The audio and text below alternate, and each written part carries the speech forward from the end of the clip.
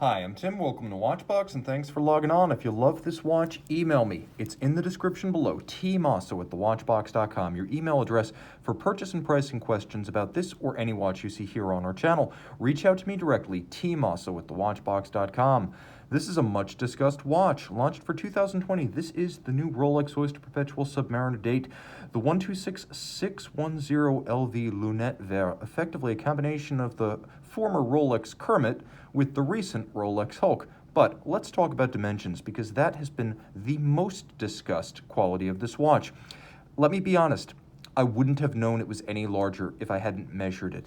And the measurements, in most cases, amount to fractions of millimeters, not whole millimeters. So here are the measurements. Nominally 41 millimeters, but if you measure it across the bezel, it's only 40.6 millimeters, so it doesn't wear that large. In terms of thickness, it's 12.4 millimeters thick, it's 48.1 millimeter lug-to-lug, and then from end link to end link across the wrist, it's a still reasonable 51.3 millimeters with a 21 millimeter spacing between the lugs.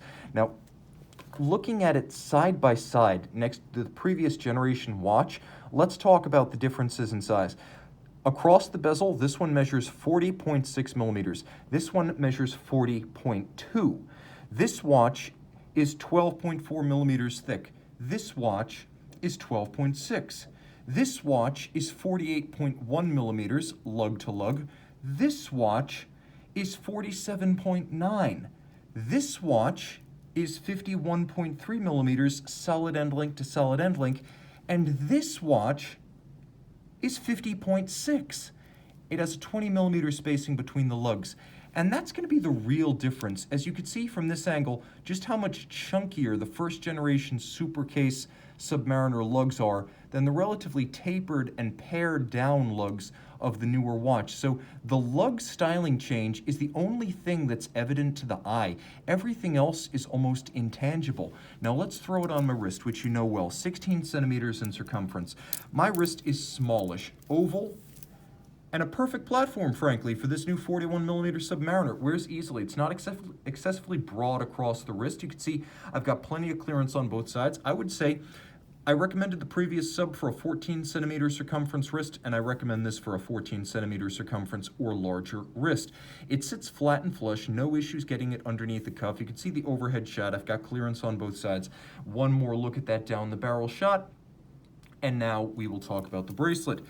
The bracelet hasn't changed in any tangible way. I'm going to be honest, it is very similar to the prior bracelet. Satin finish on the top, Oyster 3-link design, polished flanks, removable links fixed by screws as ever, plenty of calculated gapping on the underside to avoid pinching skin or pulling wrist hair, polished internals. There's the lift lock system with the beacon hook, and you can see that latch once, you latch again with the clamshell system, and of course we've got the little kerf underneath the Rolex crown to dig your nails in underneath. Glide lock. You can see, no big changes here, 2 millimeter increments, up to 20 millimeters of total adjustment. So you can use it for fine sizing, but you can also pull it all the way out over a dive suit. And as you can see, there is a half link built in for incremental sizing, so you're unlikely to get stuck in between sizes. The flanks are polished, the ends are squared off, though not as much as before. It's still a super case, but it is no longer super as a size superlative. It's just nicely made and well proportioned. Trip lock crown, 300 meters water resistant. The bezel has not changed either in look or sound. Let's have a listen. It's still a very sharp 120 click Cerachrom green ceramic insert with platinum deposits for the numerals and the indices. You still have that sapphire capped luminescent pearl that you can line up with the white gold minute hand for a quick 0 to 60 minute radial timing instrument. You still have a black lacquer dial with white gold indices and hands. You now have that small Swiss-made crown in between the two letters, as that has been a signature that Rolex has been rolling out since 2018. So you've got that Swiss-made signature and a dial that, while technically larger, doesn't feel larger. You still have that Rolex branding ring inboard acting as a sort of engraved Rayhot. And of course we have a movement inside, still behind a solid case back. Now Rolex caliber 3235. What's changed? Mostly the power reserve. It's now 70 hours rather than the 48 previously. It uses the new Chronergy Liga etched escapement. It has a rotor bearing instead of the previous jeweled staff, which makes the winding system more shock resistant.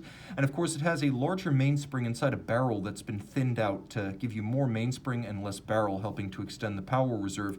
It still has, my fingers are slipping there, but it still has a stop seconds function, and it is a very precise watch to set. There's very little play in the hands, an undersold benefit of Rolex movements. Now, I don't have as much nails as you will when you operate the quick set system, but you can see the quick set system's still there. Adjusted in 6 positions at Rolex after attaining a 5-position COSC certification, Rolex then cases up the certified movement and the full watch is rated to plus or minus 2 seconds a day. Anti-magnetic parachrom blue hairspring made of blue oxidized niobium zirconium, overcoil hairspring bent by hand to allow the watch to keep excellent time in any orientation with respect to gravity. The watch pivots on 31 joules and beats away at 8 beats per second, or 28,800 vibrations per hour, and it features a full balance bridge and a free-sprung index, free-sprung balance to make the watch very shock resistant, so anti-magnetic, water resistant down to 300 meters, and of course very shock tolerant. This is also a new generation movement that uses Rolex's own in-house Paraflex shock absorbers rather than the former 3135 movement's KIF. The timepiece is built entirely by Rolex. Dial, hands, bracelet, case, movement, right down to the shock protection, and even the lubricants. This is a vertically integrated watchmaker, 904L steel, meaning the steel is so anti-corrosive that you can expose it to acid, chlorine, or salt water and not need to rinse it off after the fact. The new sub is here at the Watchbox.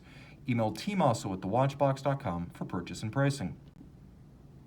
And we're back with the new Rolex Sub. Commando Kermit by night.